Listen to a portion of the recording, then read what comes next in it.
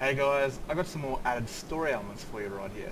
Now, me, a lot of you who watch my channel no doubt know that I love to add a lot of shit into existing lore.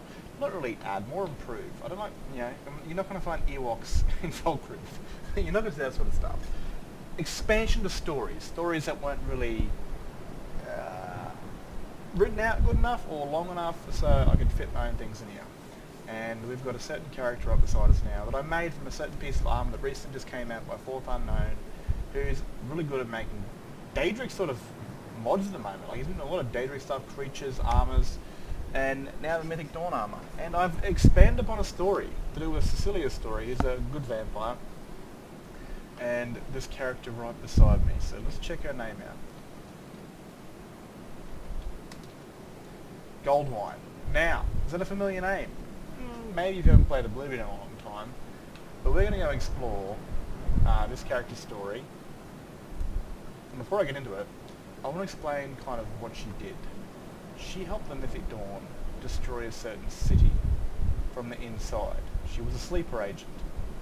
And we're going to go have a look at the city that she destroyed and what relevance that name has to the Elder Scrolls story.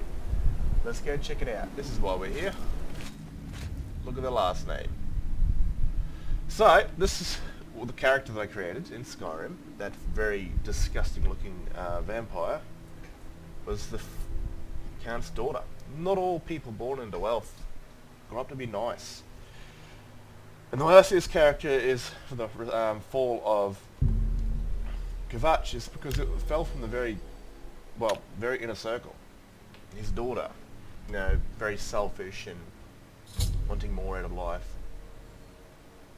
and all that sort of stuff. And I believe that this makes sense, at least in my thought of storytelling. This is the reason why Kvatch fell, because the Mythic Dawn had an agent within the royal family. So, and this is probably what happened to him. He probably wasn't killed by scamps or Daedra. He was probably stabbed or had his throat slit by his own daughter, who then enacted the gates. And this is where Cecilia's story is kind of going to start. She's just a guard. She doesn't really know the Count, the Count's daughter. She knows she's a bit of a pompous bitch, a bit of a too fancy for her own good, and doesn't really care about people, but yeah, and this kind of leads her into Skyrim 200 years later, and I'm going to show you what she looked like during this time, during the time of Oblivion. At least I made a mortal version of a really different version of what you see with the vampire. This is kind of what I imagine that she'd somewhat look like. Of course, the Cyrodiil clothing isn't here, we don't have Cyrodiil, but I imagine her being grown up, to the point of where she was just an only child, spoilt to the high heavens, greedy, selfish, and self-entitled. And when she had the opportunity to feel somewhat powerful by joining the Mythic Dawn, she took that, and she reveled in the, in the cult. And when the time came for her to betray her father and kill him and open a gate up, but she did, because again, she thought herself the most important person in the world. And it was what I believe in, the story that I've created. She's the reason for the fall of Kvatch. This, beautiful daughter of the Countess by day and the Dawn agent by night. But this is her, and I guess Skyrim's time. And well, how does that make any sense? Of course, because she's an Imperial and lived through the human cycle, and that was 200 years ago. Well, this story kind of takes place at the events after Cyrodiil, also after Oblivion. Now, once the gates were shut down, within a year, I dare say, the champion of Cyrodiil would have disappeared, because they become the Mad God. And I believe they slowly would have become the Mad God while being the champion of Cyrodiil. Their hair might have started to go from, say, brown or blonde to white or silver. Their eyes would have started to change colour. They would have talked in a certain accent, where their accent would have randomly changed. Yes, and the champion of Cyrodiil, and it just would have flickered upon them that they were slowly turning into the Mad God, and they probably would have returned their holy armour back to the stand in the Knights of the Nine Priory, and then knew what was happening to them and retreated back into the Shivering Isles to fully become the Mad God. And that's what I believe happened to the champion of Cyrodiil. their destiny, or their sort of disappearance into fate, like any other Elder Scrolls game, is because they became Shirogurath.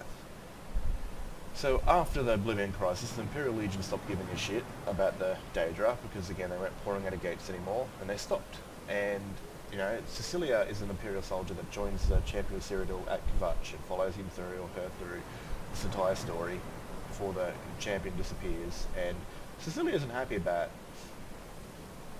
the Empire just stopping hunting the Daedra or the Mythic Dawn agents. Like, there's small groups after them, but nothing serious.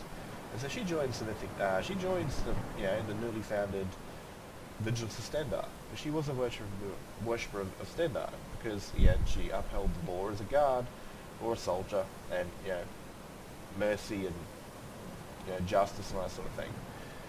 And she joined up, and they were specialised in hunting down Daedra and killing Mythic Dawn sleeper agents, because the list of all the known sleeper agents was out there, and those that weren't confirmed dead were hunted. Now, Alora here, how the fuck you pronounce the name, is still alive, but she knew she needed to survive. So she eventually, found a way of becoming a vampire, because she was getting hunted down left, right and centre. She went from this beautiful, luxurious life to being pampered in whatever she wants, to then being on the run, being hunted down. She became a vampire. She's the very person that turned Cecilia. Cecilia spends time hunting down all sorts of creatures, Daedra, werewolves, vampires, or eventually she finds, her count's daughter is the reason for the fall of Kvatch, the death of her family. And now she fights off against her, and she's very lucky that she was a vampire. She could take the punishment, because she eventually just, her strength tore through Cecilia and just put her down, and she fed on her, and kept her in a cage until eventually she turned. And she had other Mythic Dawn agents there before Cecilia broke out with her new vampire powers and killed the Mythic Dawn agents that were hiding there. And she eventually, chased down Pelennora all the way into Skyrim, but lost track of her. And here she is, 200 years later, as a vampire. But let's look at her face, where sort of, here you see a very pathetic soul with a pretty face. And over time, eventually, the appearance, it catches up to the beauty of the soul. Same people 200 years later. As you can see, she now physically looks like, she looks like her soul, twisted and deformed, to where she was once young and very beautiful. So, this is all in, sort of the idea of crafting a story for Sky Oblivion, again, because I'm not going to play Oblivion seriously. I'm just going to do some things here and there, just reminisce over old times. And I want Cecilia to be my legacy character, and I'll get Cecilia for you right now and show you who I'm talking about if you do not know. Here she is. So she's a good vampire, she was turned by hunting down Mythic Dawn agents and vampires and doing things to the Vigilants. Then she was eventually hunted by the Vigilants for what she was, but eventually she fled to Skyrim to track down what she thought was the very woman that saw to the death of her family, the destruction of her city, was in Skyrim. And eventually she lost track of her, but doesn't know she's still here right now. So she's kind of like a boss character that I'll have her fight and eventually kill. But yeah, they were both third era Imperial citizens of Kvatch before the daughter, went seriously rotten. And she turned her into a vampire after the Oblvion Crisis. And ever since then, Cecilia's been either hunting Daedra, all these sorts of things. She actually found the Mythic Dawn agents in that CC quest to go into Oblivion. She slaughtered them. And she lost track of this woman right here. But again, she became a bounty hunter. She kept that sort of kill bad things to get paid for it. So she became a bounty hunter over time and started hunting down bandits and those that had just... that was how she kept herself fed. She didn't feed on the innocent, she fed on those that had forfeited their rights to live. That's how she became along. So she's going to be a legacy character. She's going to be inside of... She's going to... in 2 years, if I'm still alive by then, if...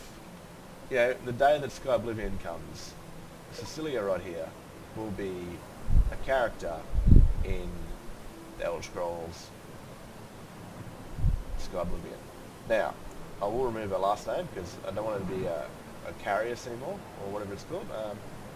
As her backstory was that her father was General Cassius, or whatever his name was. But I've changed that for Oblivion, so she's now just a daughter of some Imperials that were guards, and they were slaughtered in the attack during Oblivion Crisis. So this is the woman I believe in my story, at least in my headcanon, I guess you could say, is the reason for the fall of Kvatch. It's a pampered young rich girl, and 200 years later she ends up looking like a half-sucked mango that went on a date with a cheese grater. So yeah, I hope you guys enjoyed this. This is just some headcanon shit that I made up, and hopefully someone enjoys that and makes a bit of sense. Anyway, I'm out of here. Hope you've enjoyed this. Peace out.